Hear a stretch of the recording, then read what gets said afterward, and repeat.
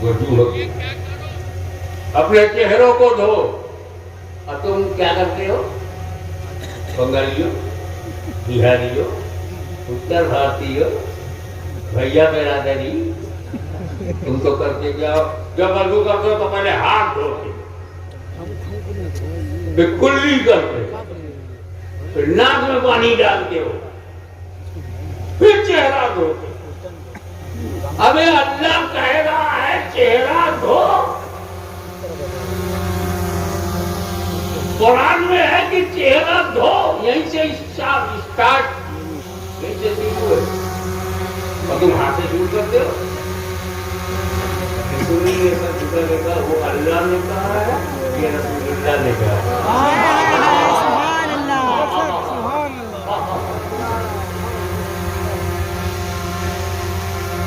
वो किताबुल्लाह में है, ये रसूलुल्लाह। पर किताबुल्लाह काफी नहीं है, किताबुल्लाह भी शरीयत है, किताबुल्लाह भी शरीयत, लेकिन किताबुल्लाह ही शरीयत है ऐसा नहीं। कुरान शरीयत है, लेकिन कुरान ही शरीयत है, ये बात नहीं है। कुरान वाली नमाज को तुम पढ़ ही नहीं सकते। अब जितना कुरान में है वैसे ही पढ़ो। अल्लाह अकबर कहा,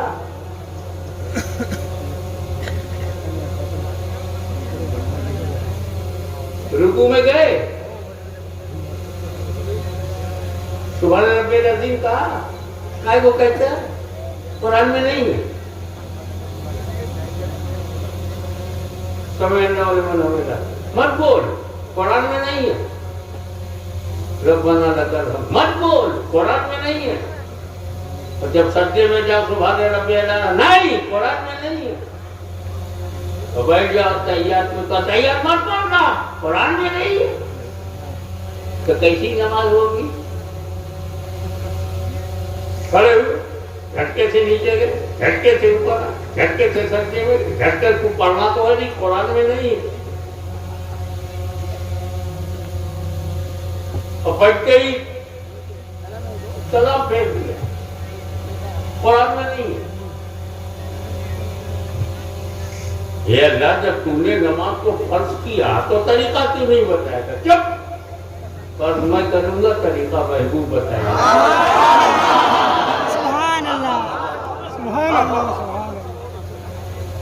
कुरान में नहीं है। घूमते फिरते बिहार की गलियों में, बंगाल की सड़कों पे, कुरान में नहीं है। अच्छा, तो कुरान में नहीं है तो मामला सच्चा। हदीस में है, ये बताया, सिर्फ कुरान आया होता, सिर्फ किताबुल्लाह आई होती तो हम किताबुल्लाह ही में ढूंढते, मगर किताबुल्लाह के साथ रसूलुल्लाह भी तो आया।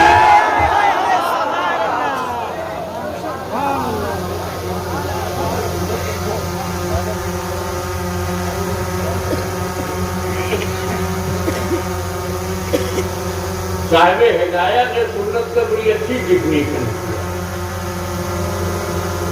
तो तालिब इल्म जमाने में पढ़ा था, याद आ गया। अब सुन्नत को इकमालुल फर्ज महदी, सुन्नत उसे कहते हैं जो फर्ज को कामिल करके, मुकम्मल करके, बढ़िया से, ठीक से, अच्छे से करते।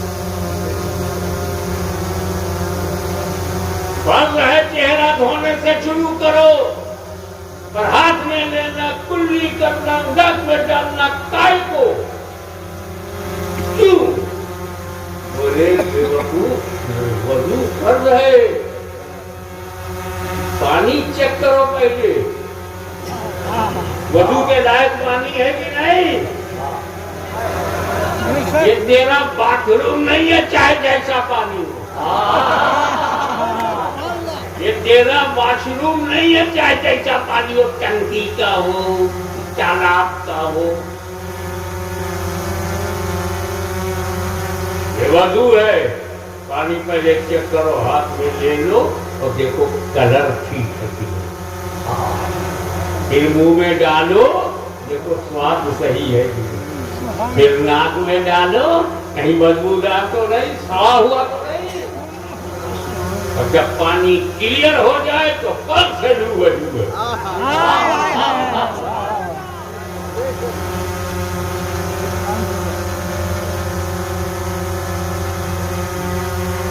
अब जो लोग सुन्नत के कायल नहीं है, ये सुन्नत नहीं। अल्लाह जाने कैसे वजू करते होंगे, डायरेक्ट मुंह में मारेंगे तो अल्लाह जाने कैसा पानी हाथ लगे। गढ़ई का पानी है कि तालाब का पानी है कि गटर का पानी है कि बदबूदार पानी है कि बदजायका पानी है, मुंह में मारे। तो सुन्नत ने पहले सुन्नत को बचाया। कोई सुन्नी नहीं मिलेगा जो फर्ज अदा न करता हो। मुसाफिर होगा तो भी फर्ज अदा करेगा। सुन्नत छूट जाए मगर फर्ज नहीं छोड़ता।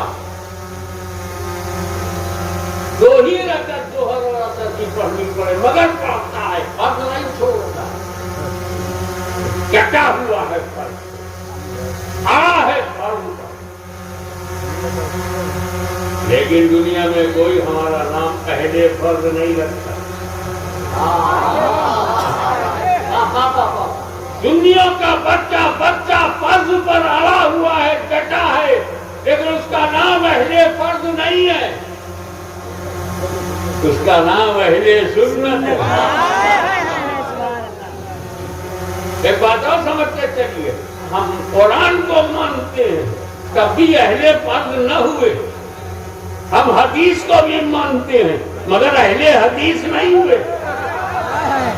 हम किताब को भी मानते हैं मगर अहले किताब नहीं हुए। हम अहले सुन्नत, क्योंकि अहले फर्ज होने से हदीस छूट जाती है, अहले हदीस होने से कुरान छूट जाता है, अहले सुन्नत होने से दोनों हाथ में रहता है।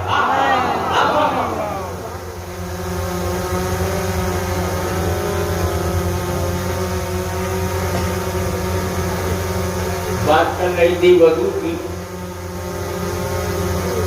तो वधू के लिए मैं बोला पहले हाथ धो, मुंह में कुल्ली करो, नाक में पानी डालो, चेहरा धो, कोहनी का हाथ धो, सर का मथा करो, पैर धो।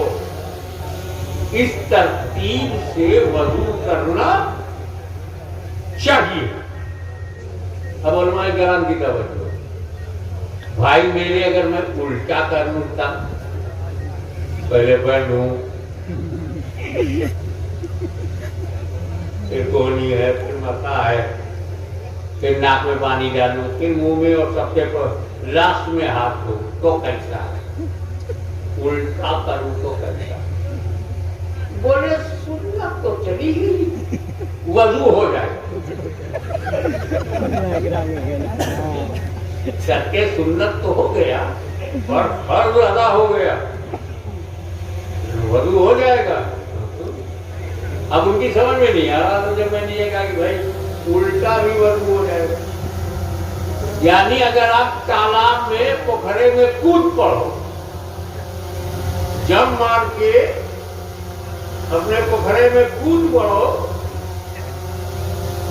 और सर से लेके पैर तक सब भीग जाए, वधू हो गया। तरतीब कहाँ है? जब जंप मारा तो एक साथ सब हो गया, फिर वधू हो जाए। उल्टा भी करने से हो जाएगा। अरे उर्दू जानने वाले कम से कम बिहारियों को तो उर्दू आनी चाहिए। वधू लिखो, कैसे लिखोगे? वाव वाव वाव वाव, उल्टा करो, वाव वाव वाव। इधर से भी वधू है, उधर से भी वधू।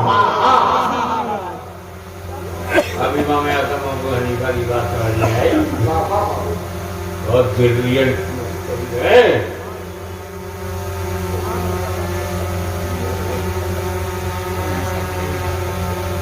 अब समस्या ये आई, अगर पानी मिलेगा तब तो वजू होगा, ऐसे क्षेत्र में फंस गए कि पानी नहीं, और नमाज के लिए वजू भर रहे,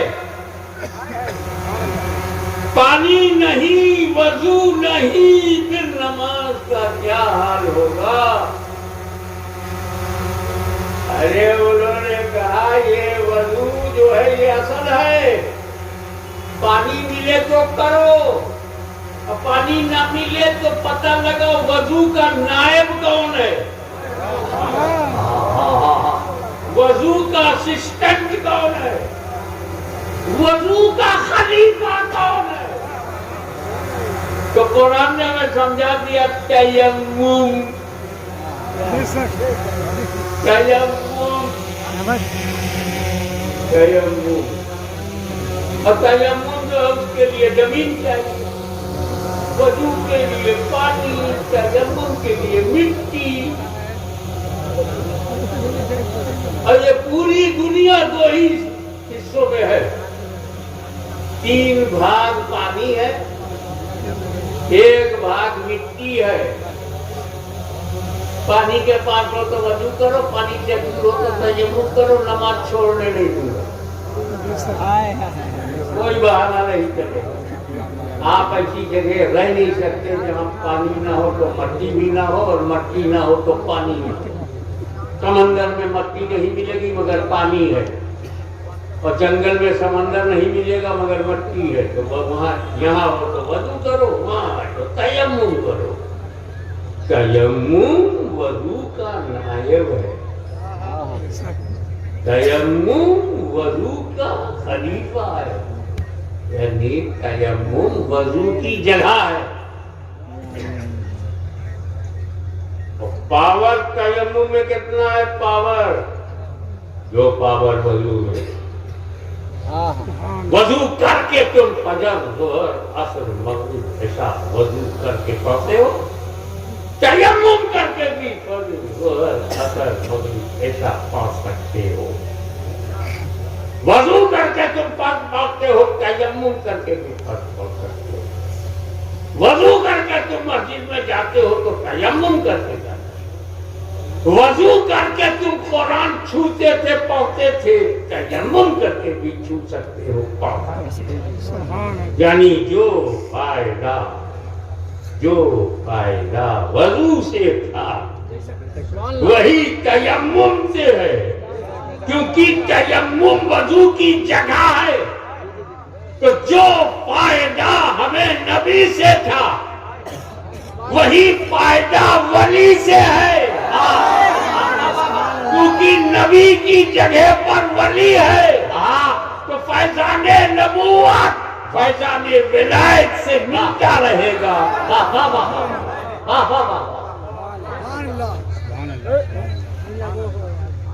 वली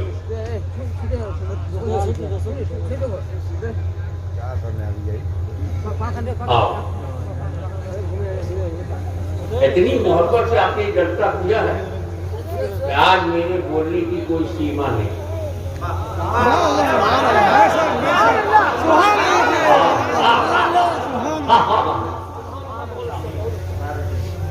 मैंने रास्ते में मगरिब पढ़ा, कमरे में ऐसा सो गया, खाना नहीं, जाना नहीं। काश भी पेट भरा शेर जो है उसके सामने कीगड़ भी चले जाए तो करना नहीं, भूखा शेर डेंजर हो।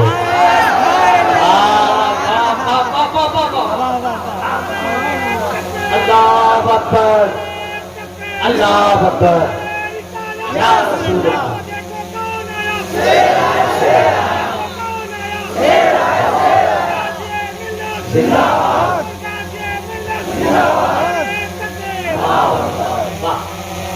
यही शान अली वली की है।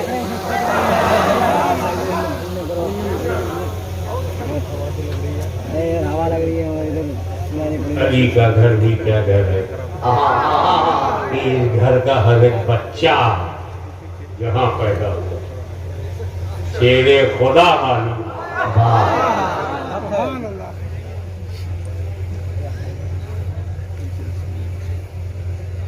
मखदूम साहब का रूहानी ताल्लुक सफर के दौरान बिहार शरीफ से गुजरे। मखदूम शरफुद्दीन येहिया मनियनी रज़ी अल्लाह ताला अन्हु की नमाज़ जनाज़ा पढ़ाई और जो उनका हिस्सा था उठाया और चल दिए और बंगाल पहुंच गए। बिहार और बंगाल को अलग करने वाले का नाम भारती है और दोनों को मिला देने वाले का नाम मखदूम अशरफ है।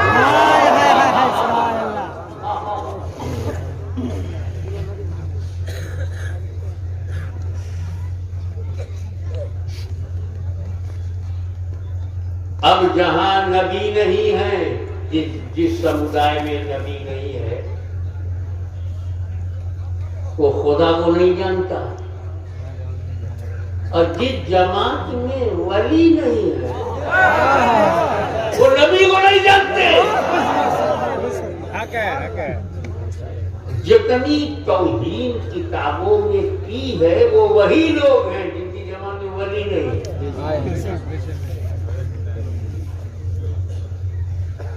अब हमारी जमात में वलियों की भरमार है। गौसे आजम वली, गरीबाबाद वली, गुलाबदाम वली, बाबा फरीद वली, महबूब इलाही वली, काबिल कलेरी वली, नसीरुद्दीन चिराग बेली वली। मगर ये बात बताओ, ये नबी का आना क्यों बंद हुआ?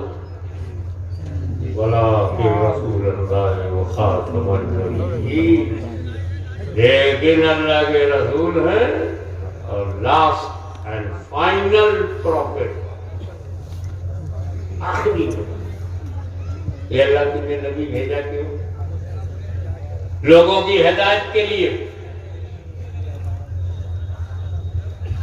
तो रोका क्यों? क्या नबी के बाद हिदायत नहीं चाहिए? आदम से लेके मुस्तफा जाने रहमत तक लोगों को हिदायत की जरूरत थी। 1,24,000 कमो बेश नबी भेजा, तो क्या नबी के पर्दा फरमाने के बाद हिदायत की जरूरत कयामत तक नहीं है? कि नबी का आना बंद क्यों?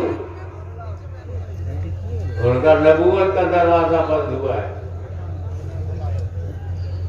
नबूवत का दरवाजा बंद हुआ है, हिदायत का दरवाजा खुला है, विलायत का दरवाजा खुला है, वसीयत का दरवाजा खुला है, खादियत का दरवाजा खुला है, विलायत का दरवाजा खुला है। जो काम नबी करते थे वो काम उनका वली करेगा। तो जो अल्लाह तक जब अल्लाह करम करता है कि आजा मेरी जात को पहचान, और नबी को तकरीर करता है। और जब होता है कि नबी को पहचानो, मानो, जानो, तो वली तकरीर करता है। तो नबी तक जाने के लिए वली होना जरूरी। और जिस जमात में वली है ही नहीं, काहे को 40 दिन दे रहे हो? 40 दिन देना है तो मखदूम अशरफ को दे दो, किस्मत बदल जाएगी।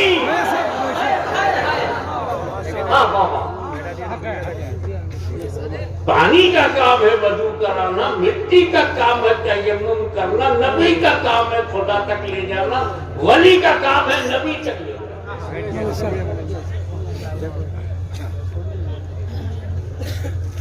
तो बात बोलूं, बहुत अच्छा हुआ कि नबी का आना माना और वली आए नबी की जगह पे। अब अगर नबी आते और बेहुदा लोग नबी के खिलाफ बोलते, काफिर हो जाते। अल्लाह ने बचा लिया, नबी नहीं भेजूंगा, काम के लिए वली भेजूंगा। वली को नहीं मानोगे, काफिर को नहीं मानोगे। वली से इनकार करना कुफ्र नहीं है, बेवकूफी है, जहालत है, लेकिन नबी को नहीं मानना कुफ्र है। तो बचा दिया रब ने और भेजा नबी की जगह, फायदा नबी वाला, रास्ता नबी वाला, वास्ता नबी वाला, रिश्ता नबी वाला, ताल्लुक नबी वाला और बनाने अल्लाह वाला, बनाए अल्लाह वाला। और दूसरी बहुत अच्छा कि अंबिया का आना बंद हुआ, औलिया औलिया अंबिया की जगह एक बार बताओ सुनिए तक 100 आदम से मास्टर 100 आदम से लेकर ईसा मसीह तक हुजूर सल्लल्लाहु अलैहि वसल्लम कितने नबी हैं? एक अंदाजे के मुताबिक 1,24,000 कमोबी लगभग। अब कितने बरस में 100 आदम से स्टार्ट ले लो, 100 आदम को 40-50 हजार पहले की है, मुझे पक्का नहीं, मुझे पक्का नहीं। 20,000 बरस तो वही हो। 20,000 बरस में कितने नबी है? 1 लाख 1.25 लाख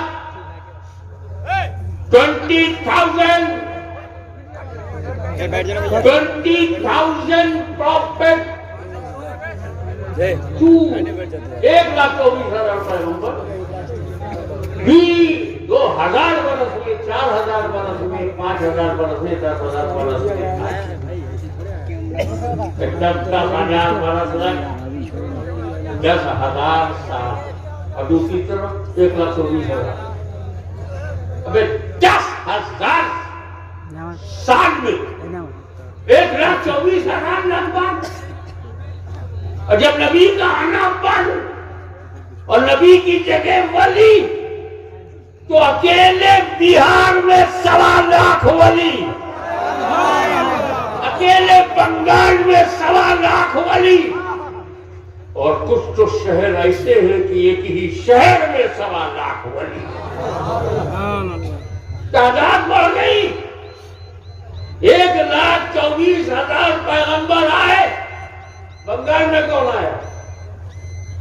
नबी आए, बिहार में कौन सा नबी आया? नबी आए, उत्तर प्रदेश में कौन सा नबी आया? लेकिन जब नबी का आना बंद हुआ, वली शुरू हुआ, तो बिहार में वली, बंगाल में वली, त्रिपुरा में वली, मेघालय में वली, आसाम में वली, नागालैंड में वली, उत्तर प्रदेश में वली, मध्य प्रदेश में वली, उत्तराखंड में वली, झारखंड में वली, मुकम्मल बिहार में वली। तो करोड़ों वली। अब कम टू दी पॉइंट।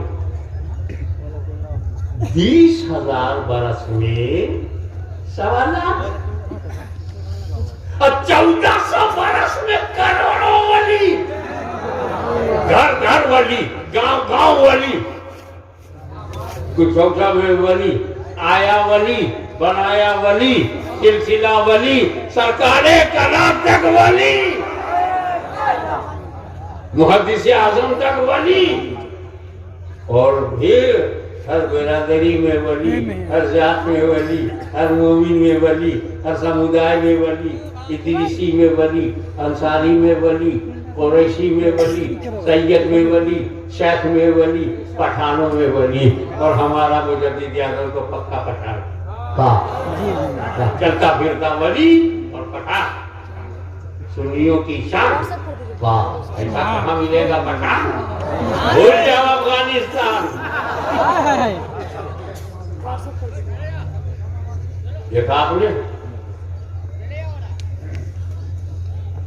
नबी का आना बंद हुआ तो वली का आना शुरू हो गया। नबी के लिए यहाँ से कोई राजा ने मोजिज़ा देखा तो एक को भेजा, शक्ल कमर का मोजिज़ा देखा। अब यहाँ हमें जाना नहीं, वली खुद चल के आता। ये अल्लाह का बड़ा करम है, जब नबी की जरूरत थी नबी भेजा, जब वली की जरूरत तो वली है।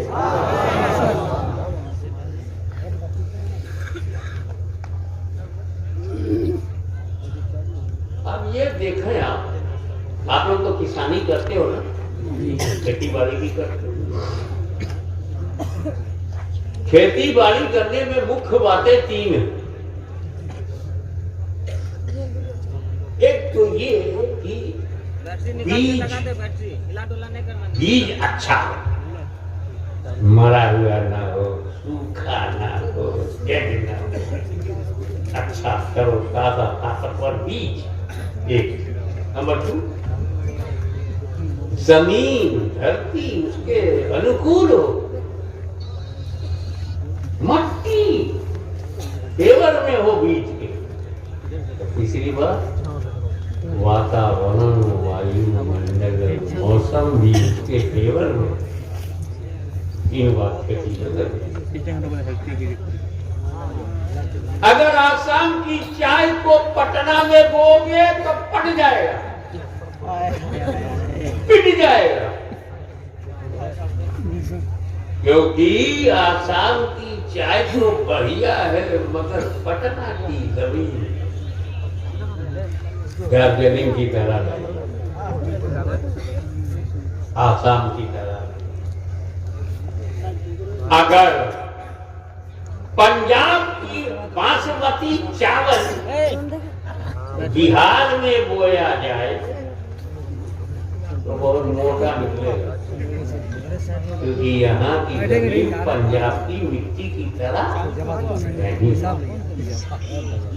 तो जो सबसे समझदार किसान होता है वो तीनों बातों का ध्यान रखता है कि मौसम गर्मा में कौन सा चावल और वो मौसम सरमा में कौन सा चावल 2 बार खेती करना है, एक जाड़े में एक गर्मी में। किसान जानता है कौन सा बीज हो, कैसी जमीन हो और कैसा माहौल, वायुमंडल। ये 3 बात करनी। बीज अच्छा होना चाहिए, उस बीज के लिए एरिया भी अच्छा हो और मट्टी भी अच्छी, तब फसल होगी। किसान जानता है तब फसल होगी। मेरे नबी ने जब चाहा इस्लाम की खेती को दुनिया में फैलाया जाए, इस्लाम की फसल को बढ़ाया जाए, तो उसने दुनिया पर, मेरे नबी ने दुनिया पर तवज्जो किया। एरिया कैसा, बीज कैसा हो, तो बोएरा तो बेवफाओं, गद्दारों, अहद शिकनों का शहर है। बोएरा जो मोहब्बत में दावत देता है और डर जाए तो दरवाजा बंद कर लेता है। ऐसे बेवफाओं, कूफी लायूफी, ऐसे इराकियों, ऐसे कूफियों जो डर जाते हैं तो मर जाते हैं, संदिल है तो कत्ल करते हैं, बुज़दिल है तो दरवाजा बंद कर लेते हैं, चाहत है तो दावत देते हैं। ऐसे रंग बदलने वाली, खौफ, ताकत, कुदरत, पावर से डरने वालों के दरमियान कौन सा बीज भेजा जाए? तो रसूल पाक ने सरकारी मदनी भंडार से जिस बीज को इराक में भेजा उसे गौसे आजम कहते हैं।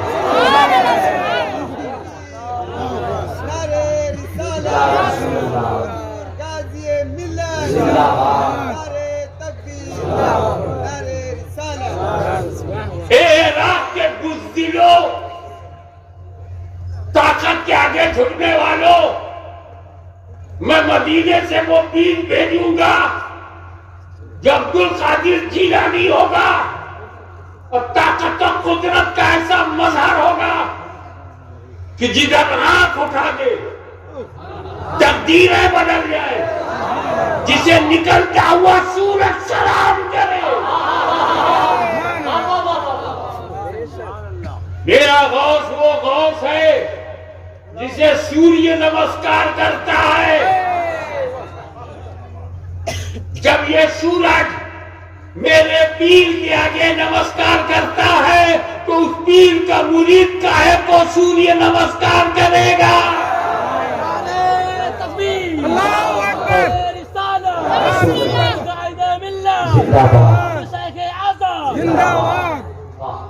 हम उस अली के गुलाम हैं जिनकी नमाज असर के लिए सूरज को लौटना पड़ा। उस गौस के मुरीद हैं जिसकी इजाजत से वो निकलता है और डूबते हुए पैगाम देता है। उस पीराने पीर के हम मुरीद हैं। सूरज हमको देखे समझ में आता है, हम उसको क्यों देखें। धीरे धीरे मसले भी हल होते रहे। अब रसूल पाक की नजर में तुर्किस्तान, अफगानिस्तान, बिलोचिस्तान, पख्तूनिस्तान, पत्थरिस्तान, पहाड़िस्तान, जब ये इलाका आया बड़े कड़क थे। ये अफगानी बड़े कड़क मर जाएंगे, रुकेंगे नहीं। उसको भी पता चल गया। अरे बाजा वाला बाजा वाला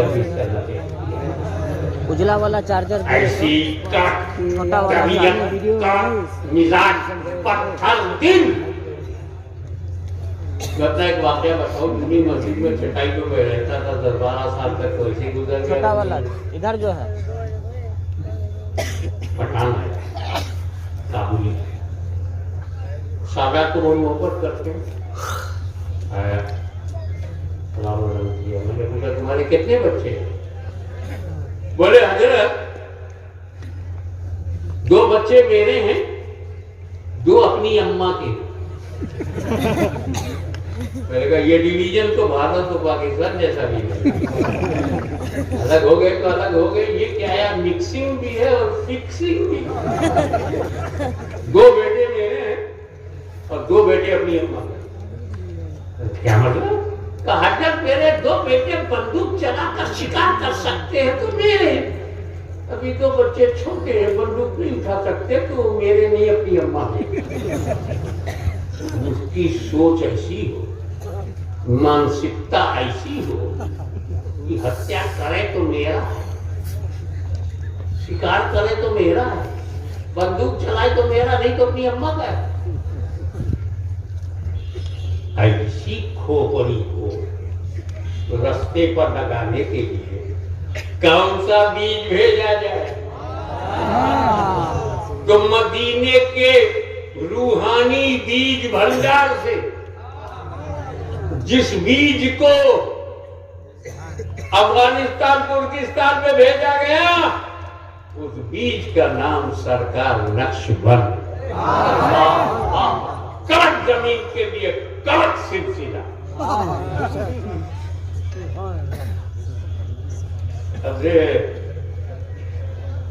मजबूत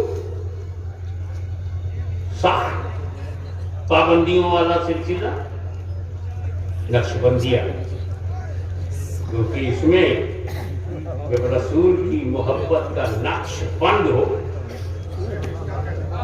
इसके रसूल का नक्श बंद हो, तब नक्श बंद बनता है।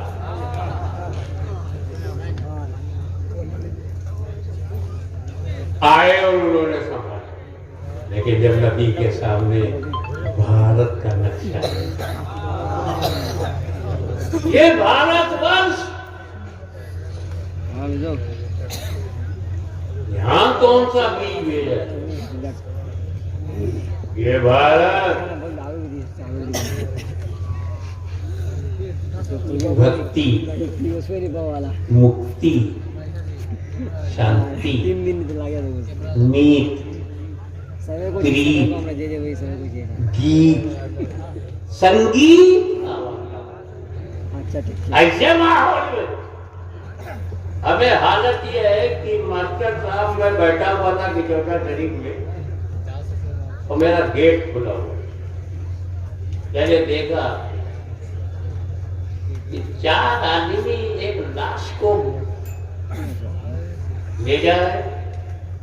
आगे आगे एक हांडी है, उसमें धुआं निकल रहा है। मैं समझ लिया भविष्य क्या है। जब यहाँ ये आदम है तो वहाँ क्या आदम है।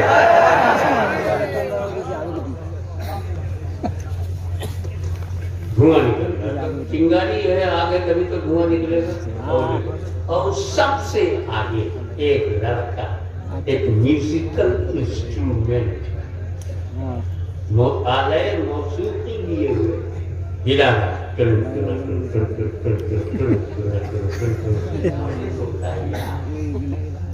शादी ब्याह में लोग ढोल बजाते हैं, नहीं बजाना चाहिए, नहीं तो खुद बज जाएंगे, पर वो माना जा सकता है। एक्साइटमेंट है, जज्बा है, जोश है। पागल हो गए, हुजूर ने शराब नहीं देखा, तबीयत पर चल पड़े, शरीयत को नजरअंदाज कर दिया। एक्साइटमेंट है, जज्बा है। बहुत दिनों के बाद रिश्ता नहीं हुआ। सूखे धान पर पहली बरसात है। I can understand. That's un-Islamic, no doubt. But I can understand the excitement है, जोश है, जज्बा, जोश में होश नहीं। लेकिन यार मर गया है, वो तो दुख का माहौल है, दुख की घड़ी है, जनाजा जा रहा है, चिट्ठी जा रही है, बॉडी जा रही है, आगे म्यूजिक इतना संगीतमय है। संगीत हर जगह घुसा है।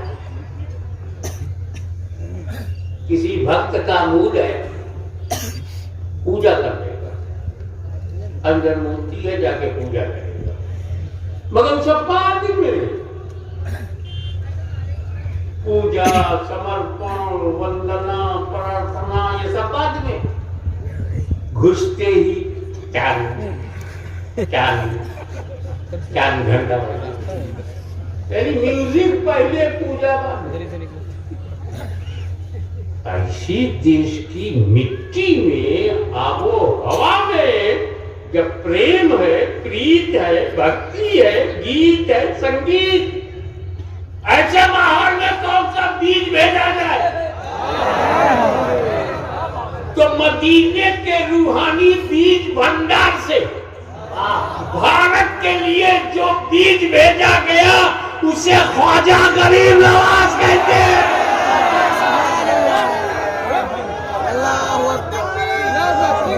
या रसूल अल्लाह, जिंदाबाद, जिंदाबाद, जिंदाबाद।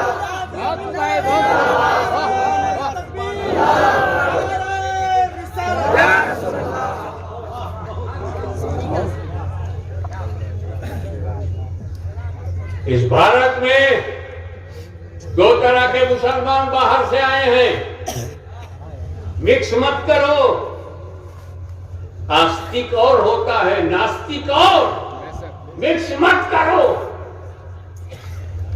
बाहर से आने वाले मुसलमान 2 प्रकार के हैं। एक जमीन के लिए है, उसकी मदद राणा प्रताप के दादा ने किया। जी ये भी समझ लो, राणा प्रताप ये सगे दादा राणा सांगा। अभी ने बुलाया और अभी बुरा भला कह रहे।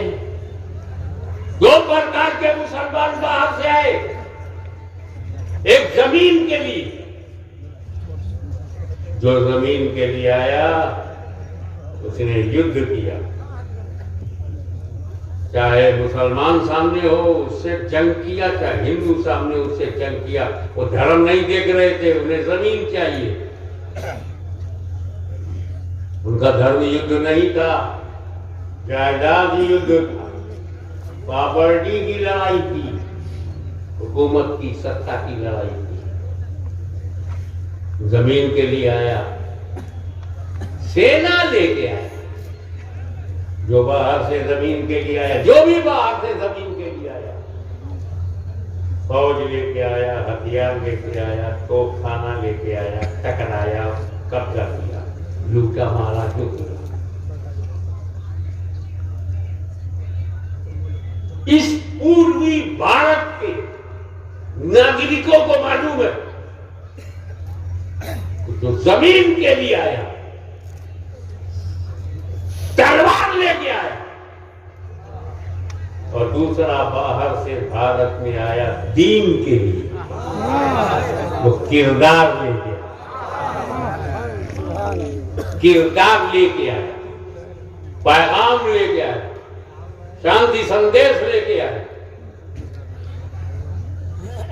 अब जुमले को संभालना, अपने दिल को, जो मैं कहने जा रहा हूं चल पड़ेगा। जो जमीन के लिए भारत में आया उसे बाबर जहीरुद्दीन कहते हैं, और जो दीन के लिए आया उसे ख्वाजा मोइनुद्दीन।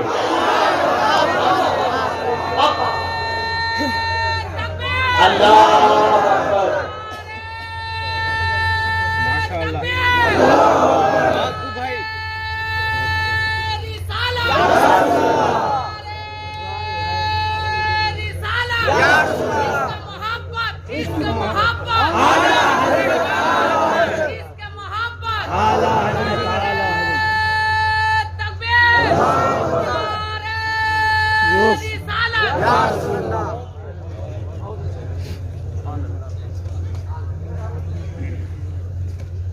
शहादा खानवादा मैंने टकाएगा जो मेरा हाथ साला 14 साल सीधे उलिया साहब कैफूलिया हो, फिरदौसिया हो, कादरिया हो, चिश्तिया हो, परवतिया हो, नक्शबंदिया हो, सबसे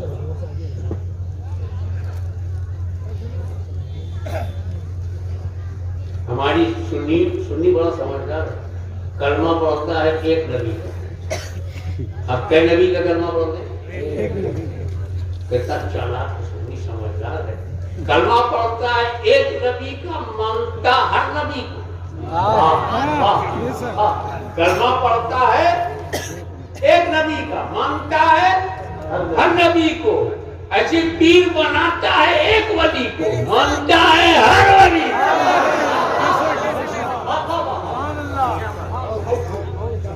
मुस्तफा जाने रहमत का कलमा पढ़ने वाला अगर किसी नबी के खिलाफ बोलेगा मारा जाएगा। तो मखदूम शमनानी से मुरीद होने वाला किसी दूसरे वली के खिलाफ बोलेगा मारा जाएगा।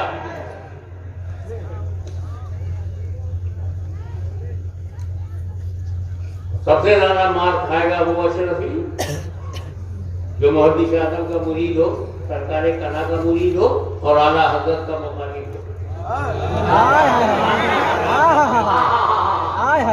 और उससे ज्यादा पिटाई होगी उस रिजवी की जो मुरीद आला हजरत को हो। क्या बात है। और मुखालिफ शाह अली हुसैन का हो और शबी गौसे जीलानी का हो, क्योंकि सैयद मारेगा तो मार में को और आवाज होगी, और जब आला हजरत मारेंगे तो वो अफगानी मारेंगे।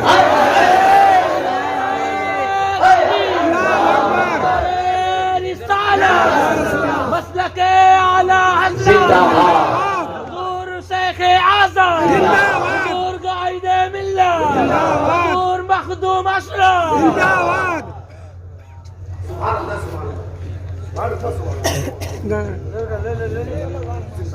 अरे फेंक दो भैया, उठा लिए मट्टी थोड़ा सी माल है और उसमें फोटो बहुत बड़ा है।